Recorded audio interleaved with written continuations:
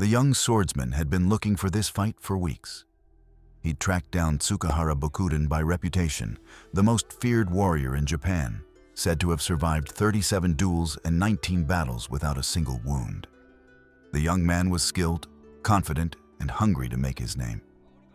He finally cornered Bokuden on a ferry crossing a wide river. This was it. In front of witnesses, in the middle of open water. Nowhere to run. He issued his challenge loudly so everyone on the boat could hear.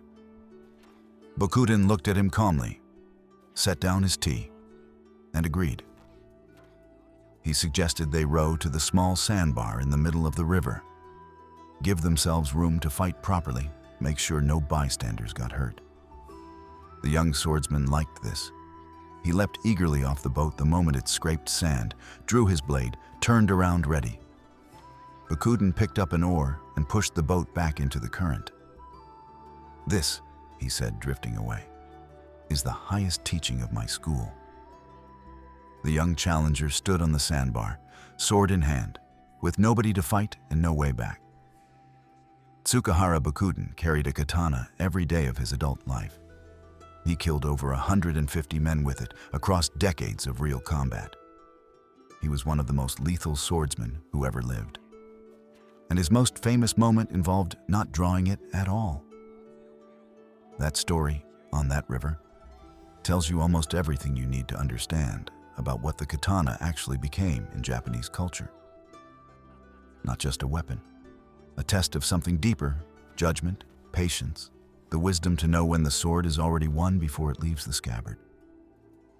The katana wasn't Japan's dominant battlefield weapon. Spears won more battles.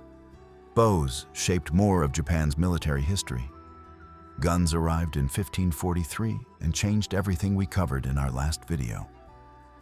But none of those weapons became the symbol of an entire civilization.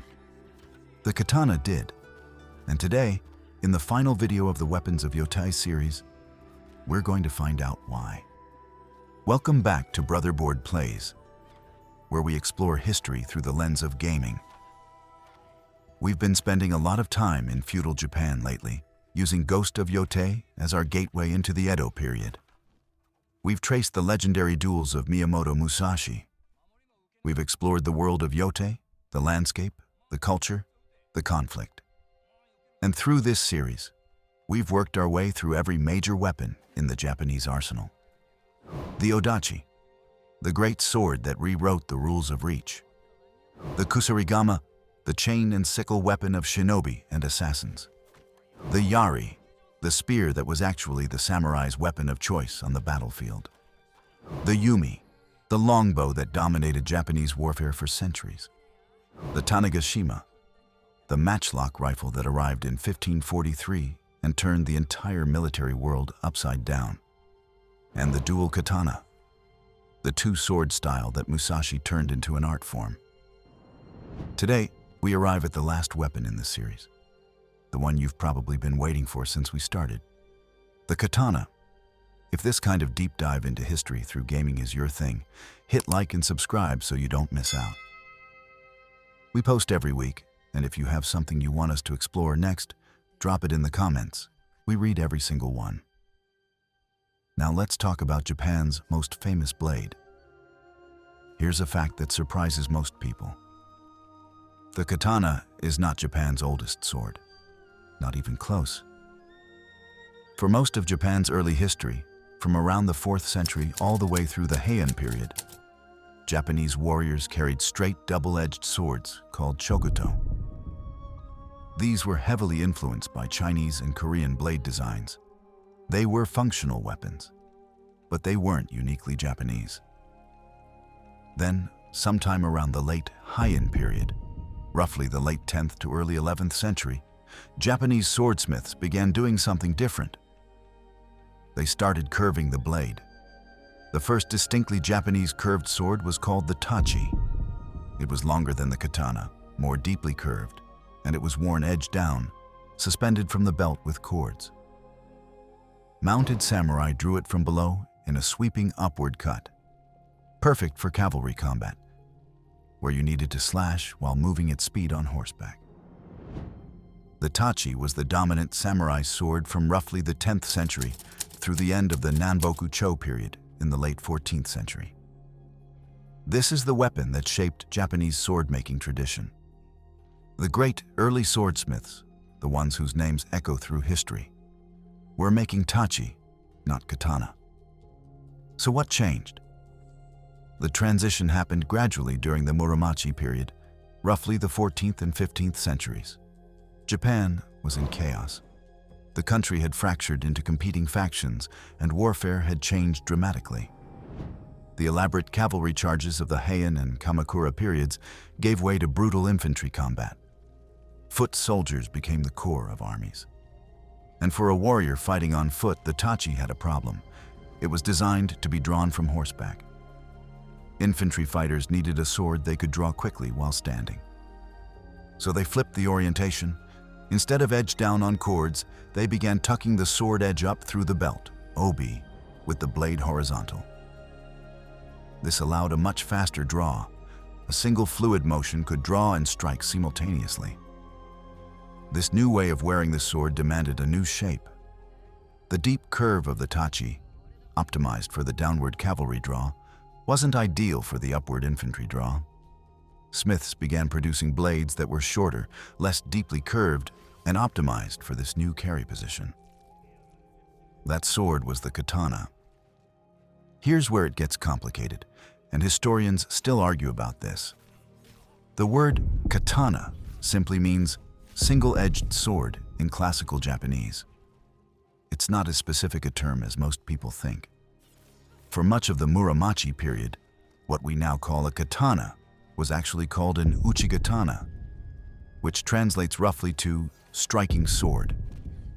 The term katana as a specific blade type that we recognize today solidified later. What matters for our story is this. By the mid-Muramasa period, around the 15th century, the sword that would become the katana, worn edge up, drawn in a single strike, optimized for infantry combat, had emerged as the dominant personal weapon of the samurai class. There is no single first katana wielder, the way there's a first gunpowder user or a first person to domesticate a horse. The weapon evolved over generations, but there are names attached to the crucial early stages of the tradition. Amakuni, a legendary swordsmith said to have lived around 700 CE during the reign of Emperor Monmu, is often credited in tradition as the creator of the first single-edged curved Japanese sword. The historical record around Amakuni is thin enough that some scholars consider him semi-legendary.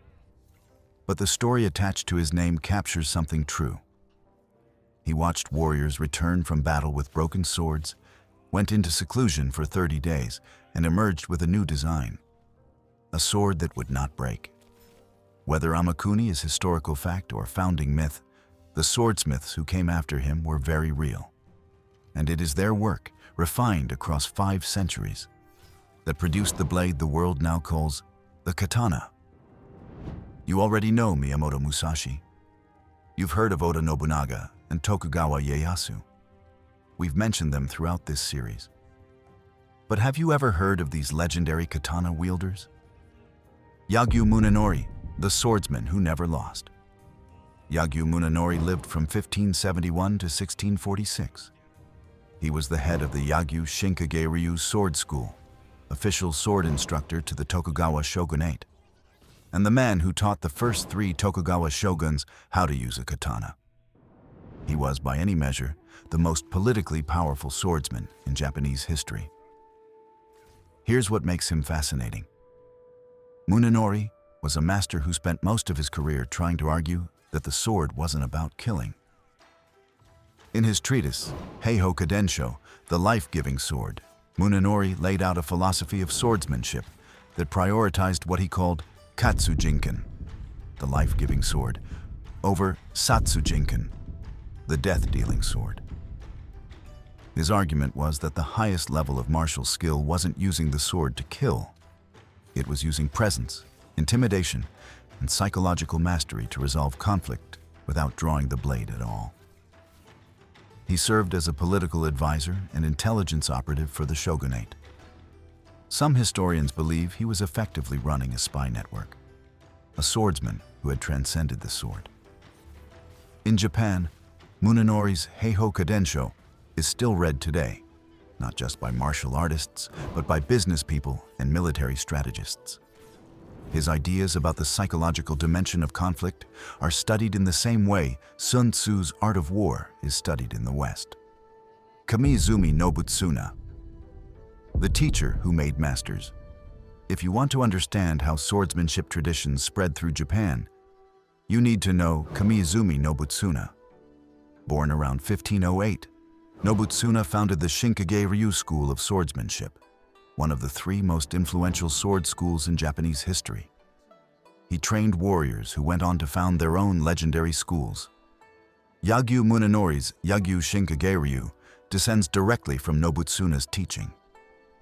Marume Nagayoshi, one of the great Kyushu swordsmen, was his student. The lineage radiates outward. What made Nobutsuna's approach revolutionary was his invention of the Fukuro Shinai, a practice sword made from strips of bamboo enclosed in a leather bag. Before this, swordsmen practiced with bokken, wooden swords, which still caused serious injury during intensive training. The Fukuro Shinai allowed full-speed practice with significantly reduced risk. It was a training innovation that spread across multiple schools and is a direct ancestor of modern Kendo's Shinai. Nobutsuna is famous in Japan as one of the founding fathers of organized swordsmanship. A sword is only as good as the person who made it. And in Japan, the great swordsmiths weren't craftsmen in the Western sense. They were artists, priests, alchemists of steel. The forge was sacred.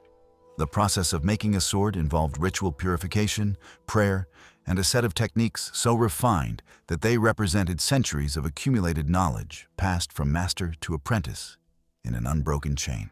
Let's talk about the smiths who made the blades that made the legends. Masamune, the standard by which all others are judged. You cannot discuss Japanese swordsmiths without beginning with Goro Nyudo Masamune. He worked in Sagami Province, modern Kanagawa Prefecture, during the late Kamakura period, roughly the late 13th and early 14th centuries. No confirmed blade from his hand carries a signed inscription, which is extraordinary given his fame. We know him through the blades attributed to him, through his students' work, and through the testimony of every subsequent generation of smiths who named him the greatest who ever lived. What made Masamune's blades different was a property called Ni, a constellation of martensite crystals along the Hamen, the temper line that appears as bright, star-like particles visible when the blade is held in proper light.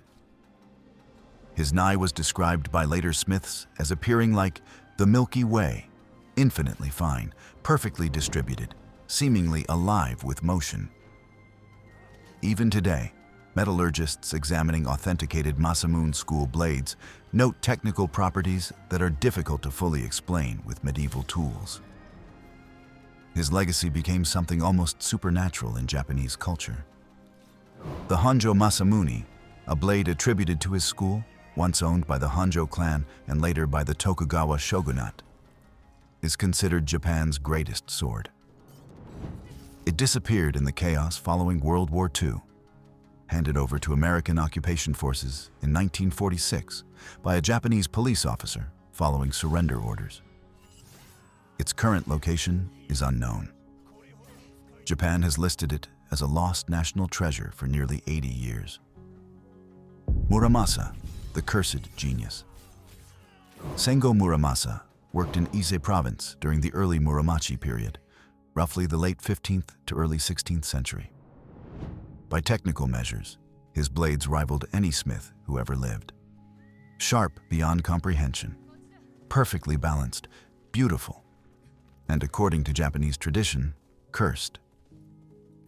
The legend grew because of a series of coincidences that proved irresistible to storytellers.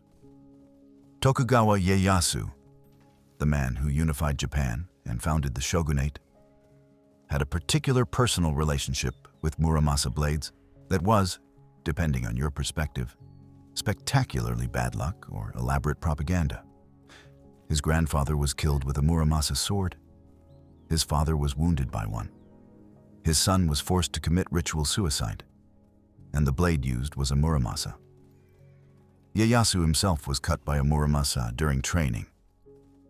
Whether or not Ieyasu actually banned Muramasa blades, historians debate this. The story that he did became one of Japan's great persistent legends. Muramasa blades became symbols of anti-Tokugawa sentiment. During the Edo period, to own a Muramasa was to make a political statement. In later conflicts, opponents of the shogunate sometimes specifically sought out Muramasa blades as a form of symbolic defiance. A swordsmith dead for centuries had become a political symbol. That is the power of a blade's reputation in Japanese culture. There are many myths surrounding this legendary weapon. Let's talk about a few of them today. Myth number 1. Katana can cut through anything. This one lives primarily in anime, manga, and Hollywood. But it's worth addressing because it reflects a genuine misunderstanding of what makes the katana extraordinary. Katana are exceptional cutting tools with specific advantages. The folded Tamahagen steel creates a blade with a very hard, sharp edge, supported by a tougher, more flexible spine. This differential hardening, achieved through the clay coating process of tsuchioki during quenching, gives the katana both the sharpness of a hard edge and the resilience of a flexible core. It's a remarkable metallurgical achievement for a pre-industrial culture. What it is not is magic. A katana cannot cut through a quality European longsword. Steel against steel, a sharp edge against a dull edge, will damage both blades. The katana's hardness makes it excellent at cutting soft targets, but more brittle against hard resistance than blades designed for crossguard blocking. This is why katana technique emphasizes deflection and avoidance, rather than direct blade-on-blade contact. The blade is designed for cutting clean, not for parrying. The legendary sharpness is real. Properly made, katana will indeed cut remarkably well. But the mythology of the invincible sword that slices through armor, other swords, and anything else in its path. That's storytelling, not metallurgy. Myth number 2. The folding process makes the steel stronger. This one requires some nuance, because there's truth mixed with mythology. Traditional Japanese sword making does involve folding the Tamahagen steel, sometimes dozens or hundreds of times. Popular accounts will tell you this creates thousands of layers, and that these layers are what make the sword strong. Here's the technical reality. The folding process does several things. It distributes carbon more evenly through the steel. It eliminates slag and impurities by working them out. It creates a grain structure in the steel that contributes to the visual beauty of the blade's surface, the jihada, or skin pattern. These are all genuine achievements. However, excessive folding doesn't keep improving the steel indefinitely. At a certain point, continued folding actually begins to reduce carbon content and can weaken the blade rather than strengthen it. The master smiths knew this. They folded to the point of optimal quality, not obsessively. The myth of more folds equals better sword is a simplification that the smiths themselves would have rejected. The real genius of Japanese swordsmithing isn't the number of folds. It's the differential hardening, the hard edge, the tough spine, the graceful curve produced by the differential cooling process. That's the actual technical innovation. The rest is ritual, artistry, and tradition, which are valuable in their own right, but aren't the source of the blade's cutting ability. The katana's story is a paradox. It is not Japan's oldest sword. The tachi and chokutō came before it. It was not the dominant battlefield weapon. The yari, the yumi, and eventually the tanegashima all held that role at different times. It was not the weapon most samurai actually used to win most battles. And yet, the katana is the most recognizable sword in human history, more than the European longsword. more than the Roman gladius, more than any other blade ever made by human hands. The curved silhouette of the katana communicates a complete civilization. Its aesthetics, its values, its relationship between art and violence, in a single image. How did this happen? The answer is the Edo period. 250 years of peace transformed the katana from a military tool into a cultural monument. The sword schools that flourished in that peace elevated swordsmanship into philosophy. The smiths who kept working refined their art to its highest point precisely because they weren't making weapons for mass production wars. The great philosophical texts, Munenori's life-giving sword, the Hagakure, the Go-Rin no Sho, emerged from that peace. The katana became the vehicle through which Japan worked out its deepest thinking about discipline, impermanence, the relationship between the individual and death, the nature of mastery. The weapon became a lens through which an entire culture examined itself. Then, when Japan opened to the West after 1854 and Western audiences encountered this tradition, they found something they didn't have: a coherent philosophy of the warrior as artist. A culture where the sword was simultaneously a tool of violence and an object of profound aesthetic contemplation. Where the same blade could be discussed in the language of war and in the language of meditation. That combination proved irresistible. And from that encounter, through literature, through martial arts exported globally in the 20th century, through cinema, through gaming, the katana conquered the world's imagination. Not on a battlefield, not in a war, but in the space where culture travels. Miyamoto Musashi carved his most famous weapon from an oar. He won his most famous duel with a single cut before his opponent could react. He spent the last years of his life in a cave, writing a treatise on strategy, war, and the nature of things. He died with his swords beside him, having never lost. The katana didn't make Musashi. Musashi made the katana what it became in legend. And that is perhaps the truest thing you can say about this weapon. It didn't just cut through opponents. It cut through time. 500 years after the great smiths refined its form, 8,000 miles from the island where it was born, you still know exactly what it is when you see it. That is the katana's real victory. And that's a wrap on the Weapons of Yotei series. We've come a long way. From the reach of the odachi to the chain of the kusarigama. From the dominance of the yari to the whistle of the yumi. From the thunder of the Tanegashima to the twin blades of Musashi's Niten Ichi-ryu. And now, at the end, to the weapon that outlasted them all in history's imagination, the katana. If you've been with us for this whole series, thank you, genuinely. Comments like yours are what made this series happen and what's going to shape whatever we do next. Speaking of which, drop in the comments what you want us to explore next. We explore history through gaming, and there's no shortage of games or history. If you have an era, a culture, a conflict, or a specific weapon you want to know more about, tell us. We're listening. Hit like, subscribe so you don't miss the next series, and I'll see you in the next one.